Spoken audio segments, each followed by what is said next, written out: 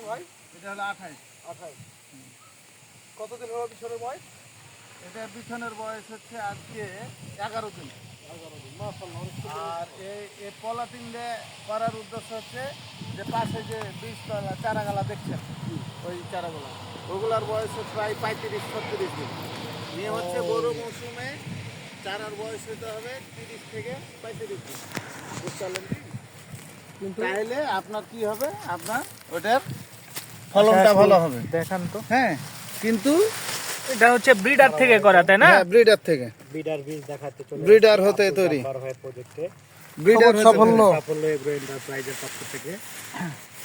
এই যে আব্দুল জাব্বার ভাই, এটা কি বীজ ভাই? এটা ব্রিডার থেকে ব্রিধান 28। যে আরো 10 থেকে 15 দিন পরে চারা রোপণ করব, বুঝছেন? তখন আমার এই চারার বয়স সর্বোচ্চ আপনার 35 দিন হবে, বুঝছেন? তো পাবে। হ্যাঁ, তো তো এই জন্য মূলত এই পলিথিন দিয়ে আপনার ঢাকায়, আর পলিথিন দিয়ে করলে আরো উপকারিতা আছে কি, এই যে একবারই বীজ ফেলে দিয়েছি, এখানে কোনো রাসায়নিক সার, জৈব সার, কোনো কীটনাশক স্প্রে কোনো কিছুই করতে হয়নি। তাহলে আমাদের সবুজ সাফল্য এগ্রো এন্টারপ্রাইজের এটা হচ্ছে 28-এর আর কি করেছেন। হ্যাঁ, 28।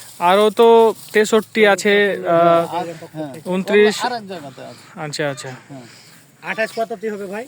কয় বিঘা জমি? আর এখানে যে এটা 104 আছে, 104 আছে এখানে না? 28 আপনার 30 বিঘা। 30 বিঘা। এখন 104-এর বীজতলা দেখাবেন। আমাদের সাথে থাকুন, আমরা 104-এর বীজতলা এখন আপনাদেরকে দেখাবো। এটা মেশিনের সাহায্যে। কোনটা মেশিনের সাহায্যে? এই যে এটা আপনারা এখন মেশিনের সাহায্যে ধান 104 লাগাবো, তার ধানের বীজতলা ট্রেতে বীজতলা। ভাই। ওটা ট্রে করা হয়েছে না? হ্যাঁ, এই যে এটা ট্রের মাধ্যমে এই যে আপনারা এই যে দেখেন, হলো ট্রের মাধ্যমে এই যে দেখেন আব্দুল জাব্বার ভাই এটা চাটছে।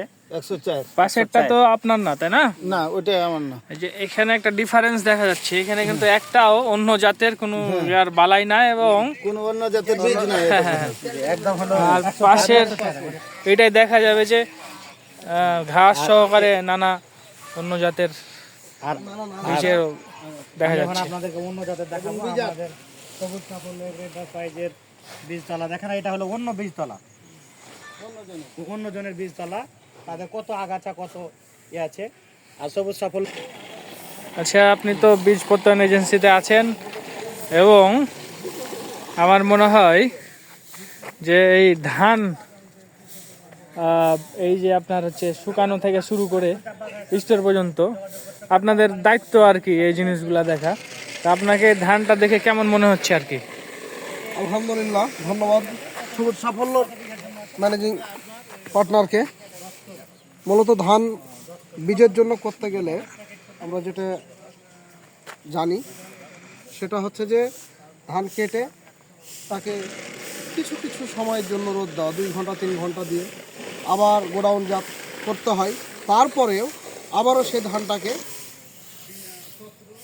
রোদ্রে শুকিয়ে আর্দ্রতাটা নির্ণয় করতে হয়, করে আবার সুন্দর করে বস্তাবন্দি করে রাখতে হয়।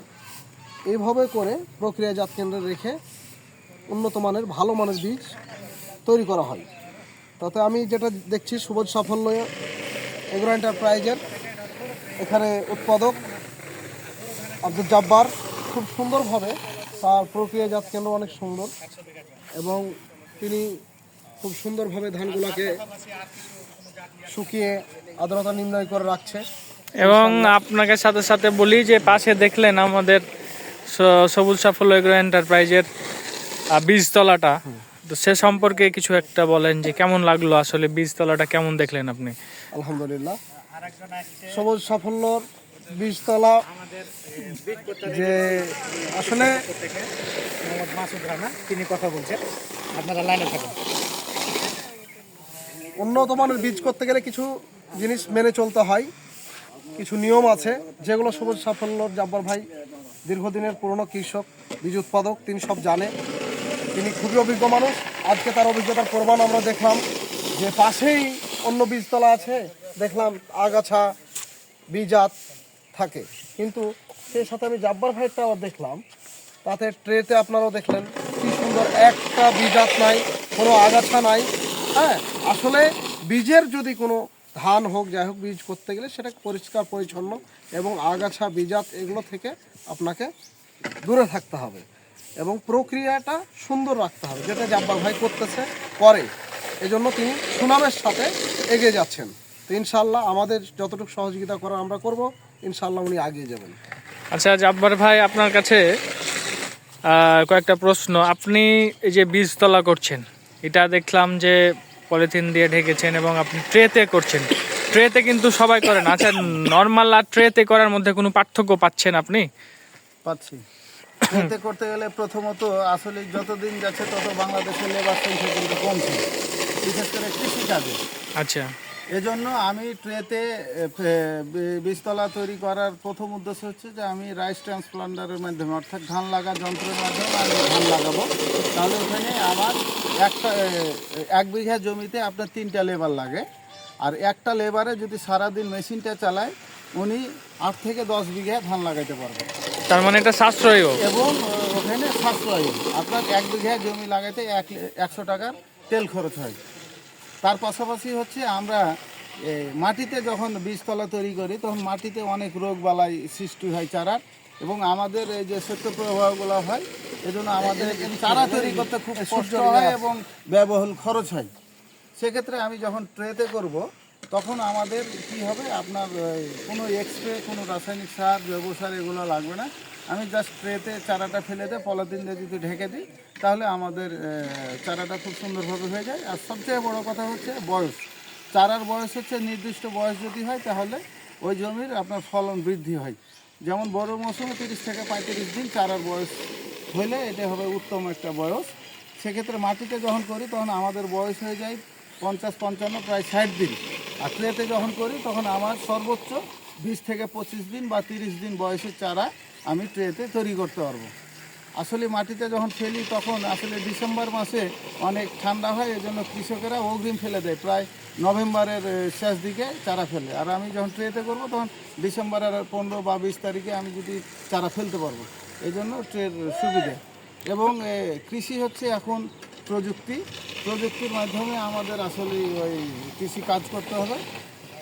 আর কৃষিকাজ যদি আপনার যন্ত্রপাতির মাধ্যমে যদি আমি কৃষিকাজ করি তাহলে আমাদের উৎপাদন যে খরচটা কম হবে। আচ্ছা, ঠিক আছে, ধন্যবাদ আপনাকে। আপনার অভিজ্ঞতার আলোকে অনেক পরামর্শই দিলেন। আশা করছি এই পরামর্শগুলা অন্যান্য কৃষক যারা আছেন তারা নিজেদের কাজে লাগাতে পারবেন। মেশিনে লাগার আর একটা উপকারিতা হচ্ছে সারিবদ্ধভাবে, মানে লাইন হয়, আর মানুষে দিয়ে লাগাইলে ওটা লাইন করে না, এলোপাতারি হয়। আপনার লাইনে হচ্ছে তার বিশেষ করে ধানের যে আপনার আলো বাতাসটা ওইটা পাওয়ার কারণে মনে করেন যে বিশেষ করে রোগ বালাই, পচন ব্যাধিগুলো হয় না, মানে খুব কম হয়। আমাদের বালাইনাশক খরচগুলো খুব কম হয়। ঠিক আছে, থ্যাংক ইউ ভাই।